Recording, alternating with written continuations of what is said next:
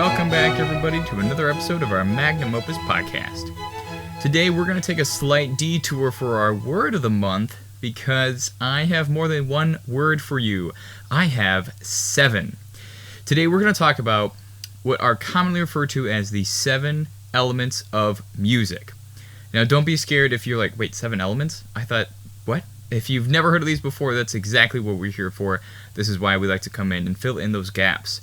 The 7 elements of music are often referred to as pitch, duration, dynamics, tempo, timbre, which we've talked about earlier, texture, and structure. So, we got a hefty podcast if we want to fit all 7 of these in one episode. And we might split it up. Now, we have talked about timbre before. It was our first word of the month back in January, so go check that out if you haven't listened to it. Starting from the top, pitch. Obviously, we know what pitch is. We need to figure out if we're playing C natural or C sharp, C3 or C4, if there are 2 different octaves involved. Duration is very commonly known just as rhythm, half notes versus whole notes. Dynamics, obviously, that is the volume of sound at which you play at. Tempo is different than duration because while it directly influences rhythm, tempo is the speed at which you play. Timbre is that characteristic quality of a sound. So it's different than pitch and loudness. It is what makes a guitar sound like a guitar and what makes a violin sound like a violin. Texture is something that I think we'll talk a lot about today.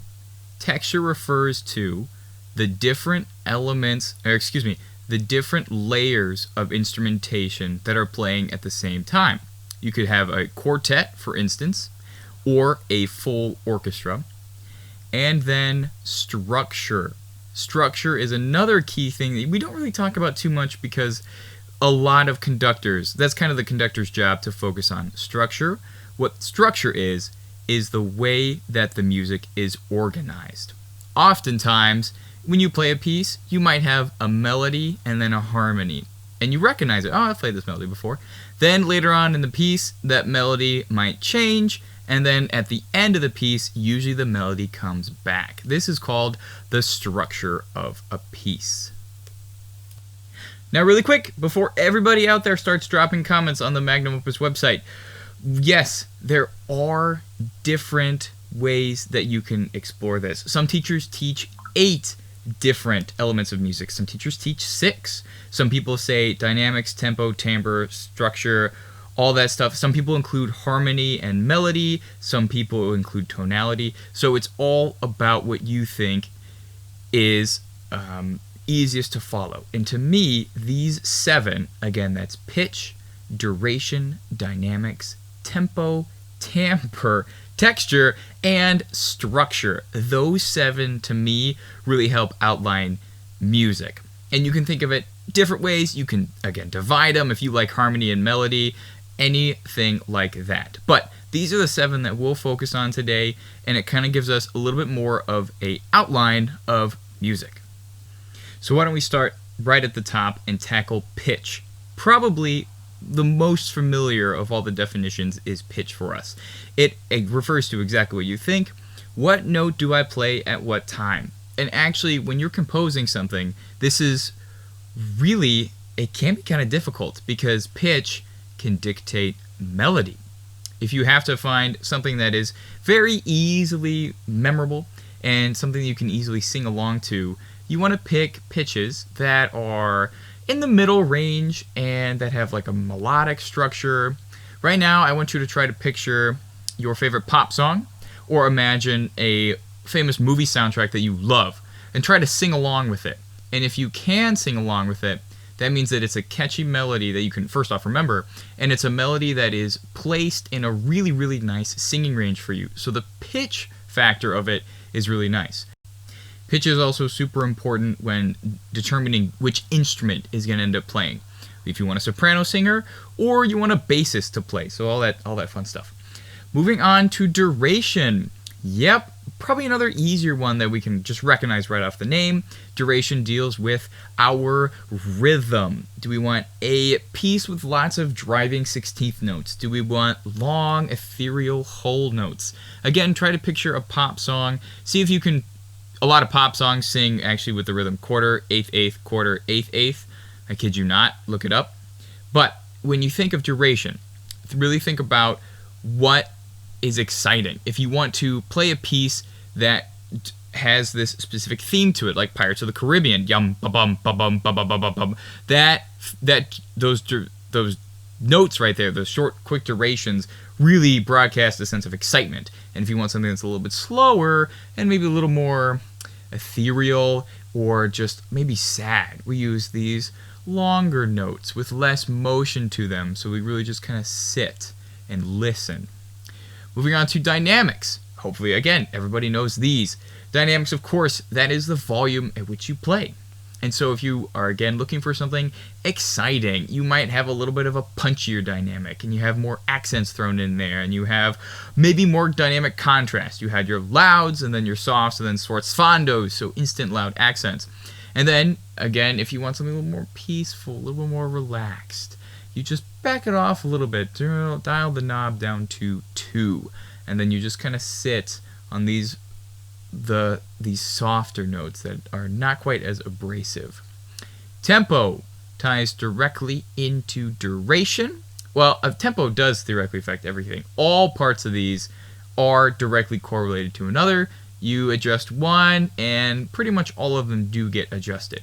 But tempo and duration go hand in hand. It is the speed at which you play.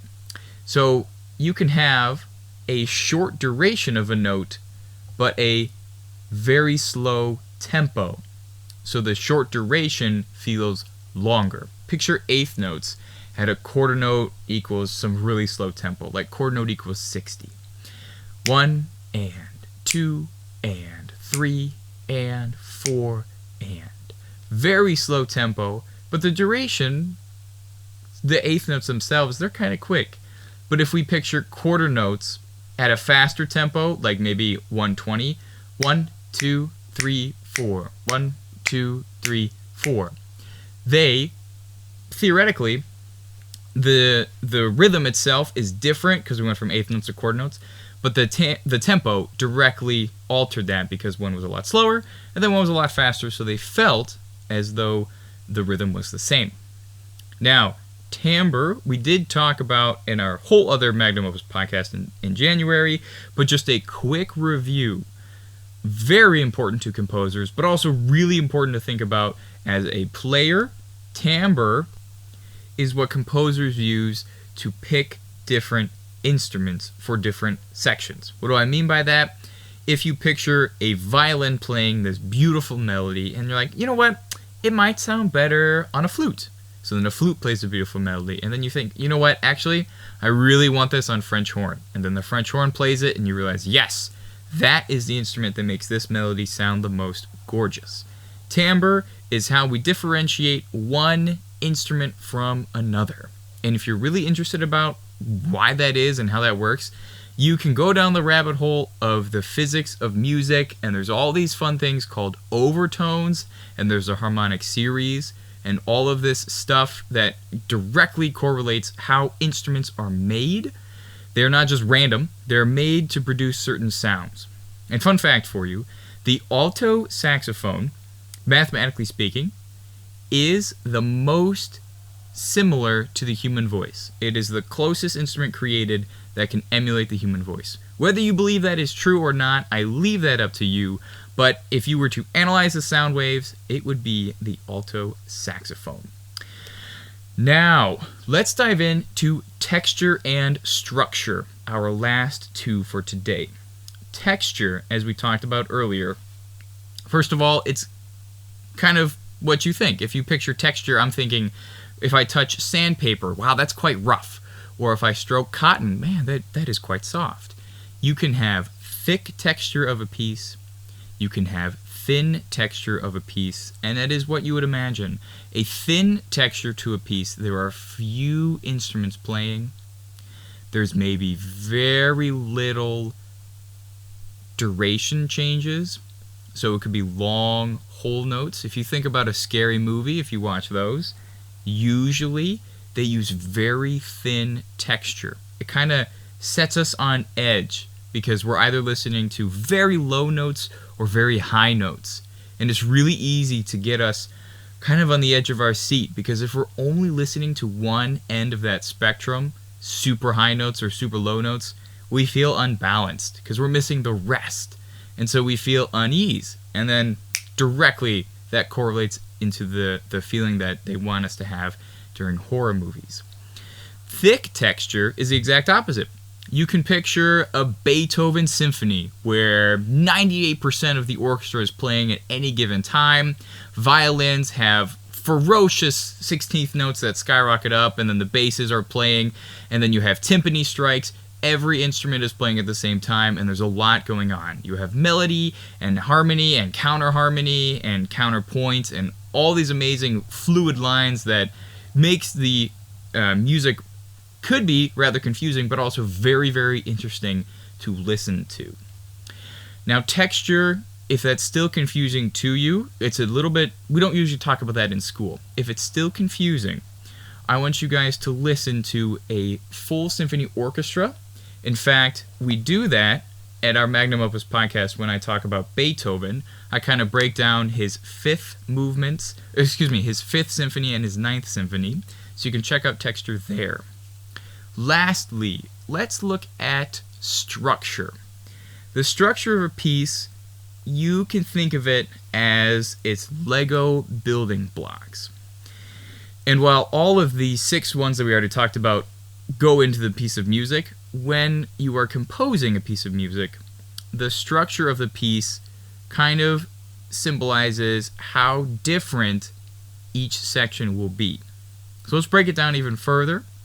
Whenever you start a piece of music, we can call that section A. It's where your melody kicks in, it's where you hear a little bit of harmony maybe, and it's where you introduce the instruments that will be playing for you. Very nice, very lovely. When we turn the page, we can get to section B. This is a new spot. We no longer hear the original melody.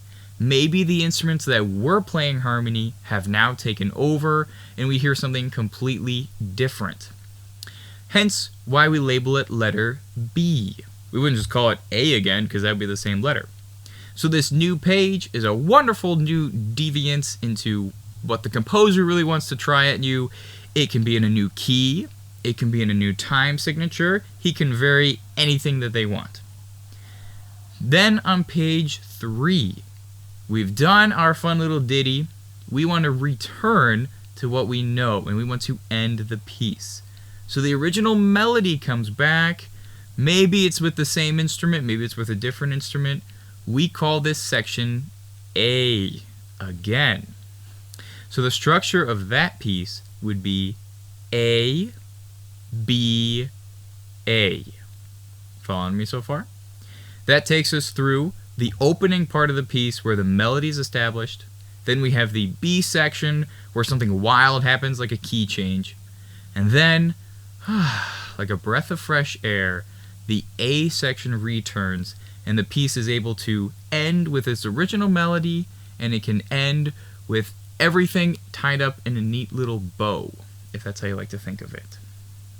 If structure is still confusing to you, take a look at some popular songs like Twinkle Twinkle Little Star, or if you don't like that one, how about Ba Ba Black Sheep? And if you don't like that one, I suppose that you could do the ABCs, and if you don't like that one, you're out of luck. Sing to yourself one of those 3 rhymes. I want you to try to see if you can, that A section right at the beginning, how long does that last? See if it ever comes back, and see if you can figure out where a B section is. Okay, that's enough homework. I'm not a school teacher. So, thank you everybody for joining me. Once again, this was my 7 elements of music. You can think of them as 8, you can think of them as 6, you can think of them however you wish. But we talked about pitch, duration, dynamics, tempo, timbre, texture, and structure. Lots of advanced music lessons for you. Thank you everybody for joining in, and I will see you next time. Thanks everybody.